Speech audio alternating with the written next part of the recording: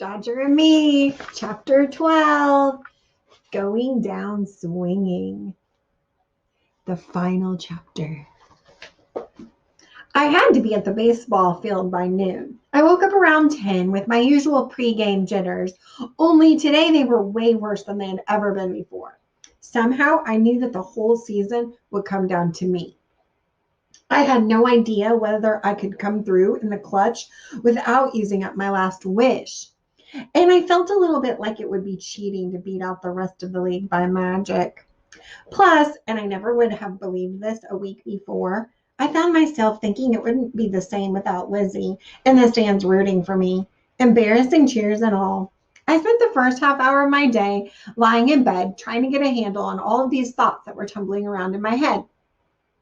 Eventually, I realized that I couldn't solve my problems without getting up and facing the day. So I went to the bathroom, got dressed in my baseball uniform, and headed downstairs for breakfast. My parents and Amy had already eaten, but they were still hanging around the dining room table. Mom was reading the newspaper, and Dad was looking over a letter from the editor of his newest book, My Marriage is Perfect. What's next? He turned to my mom and said, I can't believe this. My editor says we have to change the title. Without looking up, Mom asked, Why, dear? He says nobody is going to believe a book called My Marriage is Perfect, and he thinks all my fans will want to know when I started writing fiction. Meanwhile, Amy was getting ready to make me feel sick. I got myself a bowl of instant oatmeal and sat down. So, Amy said cheerfully, today's your big game, huh? I bet you'll hit a home run, or maybe two. I tried hard to smile at her. She continued, on the other hand, maybe you'll get hit by a pitch. Maybe it'll get you right in the forehead. Maybe the pitcher will get confused and aim right for the old plus sign. Did you notice it's turning yellow and green now? And maybe your helmet will fall off at just the right moment. And when the ball nails you right on the cranium, right? We're learning bones this week in school. Maybe your brains will start to dribble out your ear. Actually, it'll probably look a lot like your oatmeal. Did you know brains are gray and mushy and they float around in your head? I mean, unless they're coming out your... Mom, I shouted, can you please make her stop? Dear, my mother said, you know we don't like to interfere when you kids are expressing yourselves. What? She had always loved to interfere when we kids were expressing ourselves. Jeepers. One stupid wish, and suddenly it was like I was living with Martians. After I finally managed to choke down my oatmeal, which did kind of look like brains, actually, I had a crazy idea. Maybe I could call Lizzie and ask her to come to my game. I mean, I had never called her anything, even before she totally forgot she knew me. Come to think of it, I had never even called a girl on the phone. But her number would be in the school directory, and I couldn't help thinking that the old Lizzie wouldn't have wanted to miss my last game, especially after our big practice and everything. Plus, I just kept remembering how she had helped me with that major hideous nosebleed. I tried to imagine my old pal Tim doing that, but there was no way. He would have just said, oh man, I'm not touching your nose, or he would have run all the way home gagging. Holy moly, it was almost like for a little while there, Lizzie had been a real friend. Without giving myself any more time to think, I raced upstairs, grabbed the school directory from the side of my parents' bed, found her number, and dialed. My hands sweated all over the phone as I listened to her phone ringing. 1 ring, 2, 3, 4. Then her machine picked up. Oh boy, I hate talking to answering machines, but at least I didn't have to talk to Lizzie's parents, or Lizzie, come to think of it. When the beep came, I found myself talking really, really fast. Hi, Lizzie. This is Willie from class. I was just wondering whether you might want to come to my baseball game today. It's at 12:30. It's a pretty big deal. I mean, if we win, we'll be the champions of the league. It's at the field. I paused to smack myself on the forehead. What was I saying? It's at the field? I was a moron. Where would she think it was? On the lake? And I'd be really happy to see you there. I hung up and then I heard a little giggle behind me. Amy was standing there. Oh, Willie likes a girl. Willie likes a girl. Mom, guess what? Willie. I clamped my hand over her mouth. Be quiet, I hissed. She nodded. When I let go, she said, well, it's true. You do like a girl. I said, I do not like a girl. I just asked Lizzie if she wanted to come to my game. I know, Amy said. So you asked her out. It's like a date. No, it's not. Well, that's what Lizzie is going to think. Wow, an English girl. You have an international date. She burst into a giggle fit again and ran out of the room. I was horrified. I grabbed the phone again and hit redial. This time the machine picked up after only one ring. As soon as I heard the beep, I said, it's not a date or anything. I mean, I'm not like asking you out. You're nice and everything, but Jeepers, I had no idea what to say. Then I realized I hadn't even said my name. This is Willie again, by the way. Then I hung up. I heard a shuffling noise behind me. Amy had snuck back into the room. She had both hands on her mouth and was clearly trying to hold back a massive explosion of giggles. As I pushed past her, she said, "This is Willie again, by the way." Then she doubled over laughing. I got my cleats and my mitt as fast as I could, then rushed out of the house.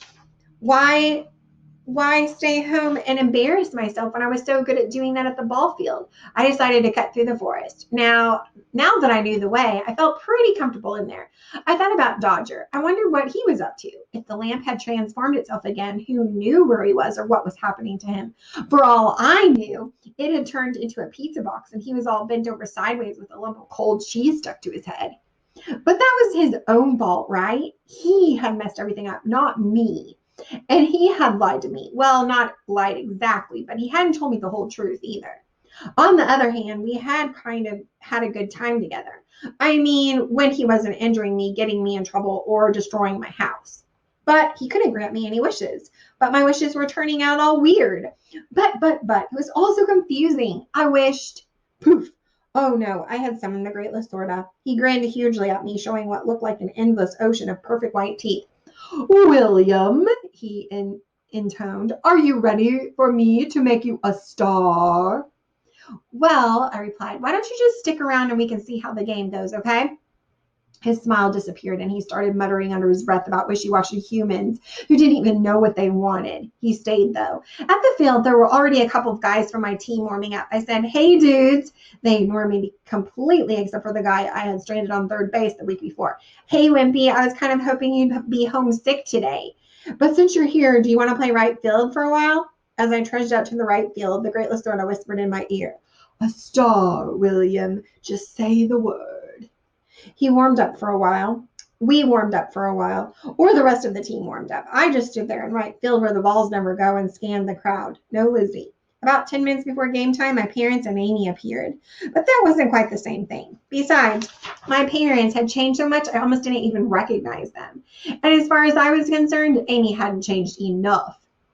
Looking at my parents gave me an idea. I mumbled under my breath, "I wish." Just as I had hoped, the Great Lasorda appeared next to me. He was chowing down on one of the greasy hot dogs from the snack stand. I tried to sound all casual as I asked, "Hey, the Great, can I ask you for a favor?" "Not a wish, but a favor." He considered this for a moment, then said, "I can't promise anything, but I will listen. Just make it snappy. I'm dying for some French fries."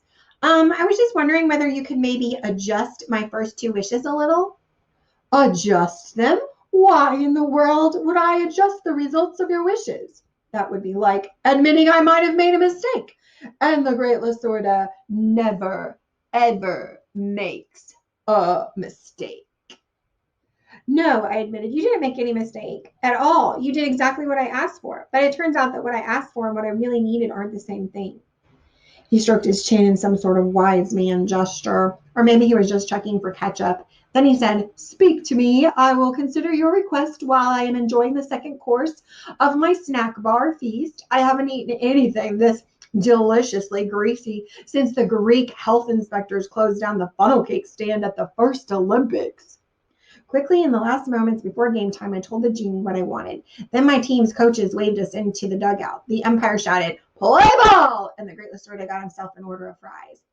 The first two innings were uneventful. In right field, I had nothing to do but slap at mosquitoes and look through the crowd for Lizzie. Both teams were held scoreless, and my team didn't even have a hit going into the third. As usual, I was batting ninth. So I got up in the bottom of the inning with a guy on second and one out. Incredibly, with 2 strikes, the pitcher served me up a total meatball. The pitch was straight over the heart of the plate, moving too slowly to be a fastball, but too quickly to be a decent changeup. I thought, I can hit this. I swung, and the and the bat met the ball with a sharp crack. It was my first ever line drive. Unfortunately, the ball went screaming straight into the second baseman's mitt. The runner had taken off as soon as I hit the ball, so all the second baseman had to do was step on the bag for the force out. Perfect, I thought. The first time I hit a ball hard, and it's an inning-ending double play. As I started my long, sad walk out to right field, the Great Lasorda appeared next to me again. Through a huge mouthful of cotton candy, he said, "William, just say the word and you'll be in home run city." "Not yet," I said. "I smacked that ball. I can do this without magic. But what about my request? You know, adjusting the first 2 wishes?" He rolled his eyes and gestured to the stands. My heart jumped in my chest. Lizzie was sitting on the bleachers. When she saw me, she waved and shouted, "Hi, Willie!" But she didn't cheer. This was excellent. "Thanks, the Great," I said. "That takes care of Lizzie. And how about the other adjustment I asked for?"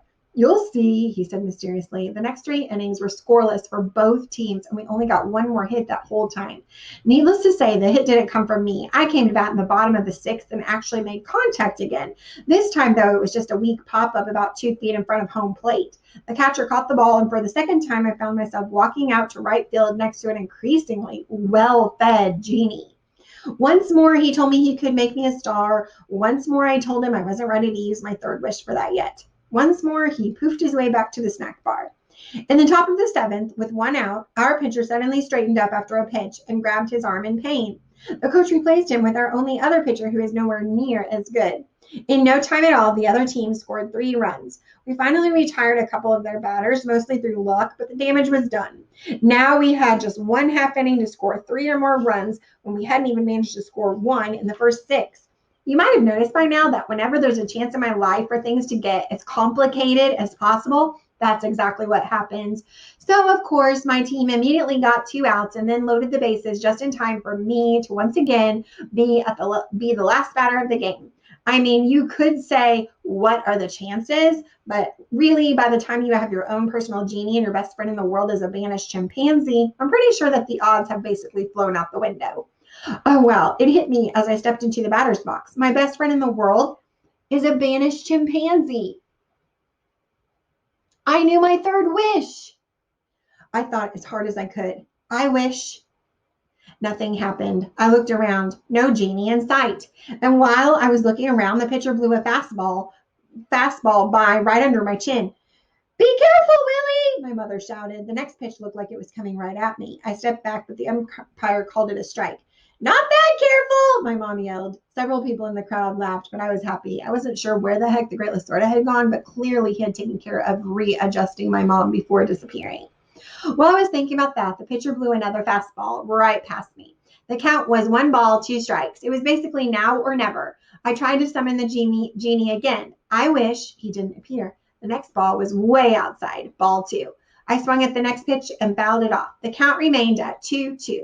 The pitcher must have thought I was a complete sucker because he threw the next one in the dirt thinking I'd lunge for it and end the game with a super lame strikeout. A week before, he would have been right. But now, I didn't fall for the trick. And the count was 3 balls and 2 strikes.